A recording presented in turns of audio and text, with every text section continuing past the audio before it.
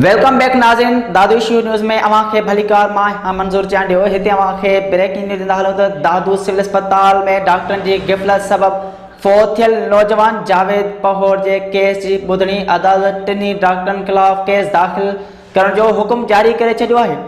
तव्हां खे breaking news ॾींदा हलूं त दादू सिविल अस्पताल में फोत थियल नौजवान जावेद पहोर जे केस जी ॿुधणी अदालत टिनी डॉक्टरनि खिलाफ़ केस दाख़िल करण जो हुकुम जारी करे छॾियो आहे।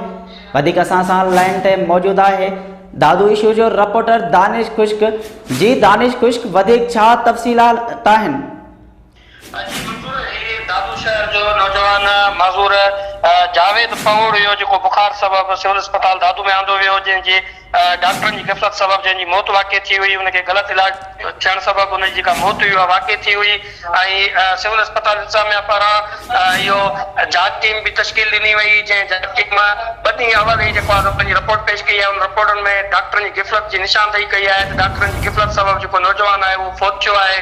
जावेद पहोर, मां तव्हांखे ॿुधाईंदो वञा त जावेद पहोर जे भाउ गुलाम रसूल पहोर वकील हाजी खान बबर ऐं मुर्तज़ा बबर जी मार्फत दादू जी सेशन जज जी अदालत में पटिशन दाख़िल कराई हुई, जंहिंमें उन्हनि इहो मौक़िफ़ अख़्तियार कयो त डॉक्टरनि जी ग़फ़लत सबब जेको आहे संदन जे भाउ जी मौत वाक़ई थी आहे। जंहिं ते अदालत अॼु ॿुधणी दौरान इल्ज़ाम हेठि आयल जेके 3 डॉक्टर आहिनि उन्हनि डॉक्टरनि जी ग़फ़लत ते जेका डॉक्टर पंहिंजो सेशन जज आहे उन डॉक्टर आसिफ चन्ना ऐं डॉक्टर न्याज़ चन्ना, आसिफ मलकानी ऐं अतीकुर रहमान जे ख़िलाफ़ केस दाख़िल करण जा आहिनि।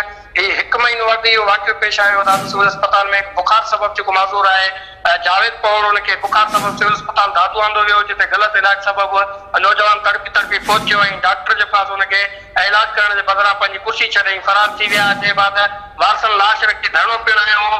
धरणे खां बाद पुलिस खे ख़ातिरी कराई हुई त मुलविस डॉक्टरनि खिलाफ़ केस दाख़िल कयो वेंदो, पर उन वक़्तु को बि अहिड़ो केस दाख़िल न कयो वियो। जंहिं बाद सिविल अस्पताल इंतज़ामिया इल्ज़ाम हेठि आयल डॉक्टरनि मथां टीम तश्कील ॾिनी, जेका हिन सॼे मामले खे ॾिसे पई ऐं 2 ॾींहं अवल उन टीम जेको आहे डॉक्टरनि जी ग़फ़लत जी निशानदेही कई हुई। ॿिए पासे अॼु इहो पिणु साम्हूं आयो आहे त जेको फोती नौजवान जावेद पहोर आहे उनजे भाउ गुलाम रसूल पहोर अदालत में पटिशन दाख़िल कराए छॾी हुई, जंहिं ते अॼु सेशन जज जी अदालत में ॿुधणी थी आहे। ॿुधणी दौरान अदालत पारां इहे जेके मुलविस डॉक्टर आहिनि उन्हनि खिलाफ़ केस दाख़िल करण जा हुकुम जारी कया आहिनि। जॾहिं त जेके इल्ज़ाम हेठि आयल डॉक्टर आहिनि आसिफ मलकानी आहे, डॉक्टर न्याज़ चन्ना आहे ऐं डॉक्टर अतीकुर रहमान आहे, जांच में जेका पुलिस में उनखे पुलिस बेदोही करार ॾिनो पियो आहे। जॾहिं त अदालत मां उहो इंसाफ़ जो ई उमेद रखंदा त अदालत फ़ैसिलो कंदो। जी वॾी महिरबानी दानिश खुश्क, अमीं तफ़सील खां आगाह कयो।